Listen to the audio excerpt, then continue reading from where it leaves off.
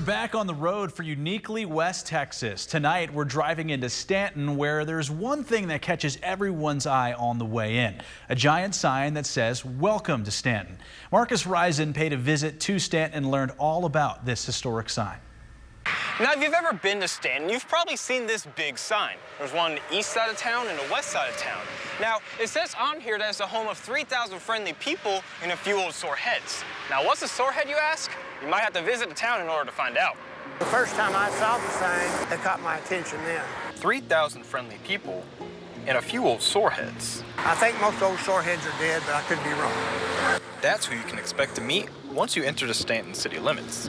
Limits that, according to Martin County Historical Society President Mike Black, started with a completely different name. Of course, the original Stanton was located to the west of here at Marionfield, which is just a little bit west of 829, Farm to Market 829. Because of lack of water, whatever, in the early or late 1800s, they moved it to Stanton and renamed it from Marionfield to Stanton. Stanton was started by some German Catholic priests who started the Martin County Convent. Later on, residents of Stanton wanted their town to stand out. And what better way to do that than by building a larger-than-life sign? Somewhere in late 49 or 49 to 50, the Stanton Lions Club decided as a project that they were going to put a sign up on the west side of town and one on the east side of town for people passing through. They say everything's bigger in Texas. They definitely weren't kidding with this sign. And ironically, for something so large, they hired a gentleman by the name of Shorty Bland, and he must have been short. They call him Shorty. He must have been an excellent painter, and they commissioned him to do the writing for the signs. And as you can tell by looking at the sign, it had farming, ranching, oil, and irrigation, the original sign. It's been modified somewhat over the years. Some of them just say ranching, farming, no oil.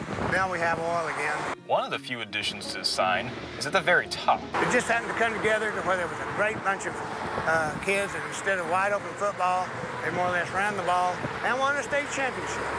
I made all the games except the state championship game. The reason I missed it was because my son was graduating with his degree from Texas Tech, and he said make a choice, so naturally I went to it. All right, time to answer the question on everyone's mind. What's a sore head? A sore head is somebody that doesn't see quite eye to eye with the thinking of the majority. Has his own opinion. If you've ever run for office or anything, you find those sore heads. They don't like to change, like me. I don't want to drive an electric car. I'm going to drive a gas car just because of my age.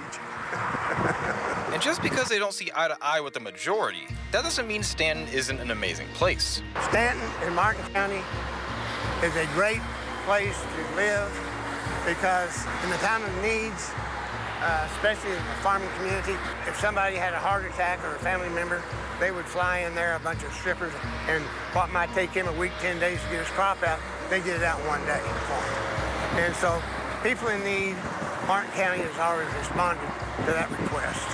And that's one of the good things about it. And with 3,000 friendly people, give or take, it's safe to say that once you pass that sign, you'll be greeted with that Stanton kindness, just as advertised.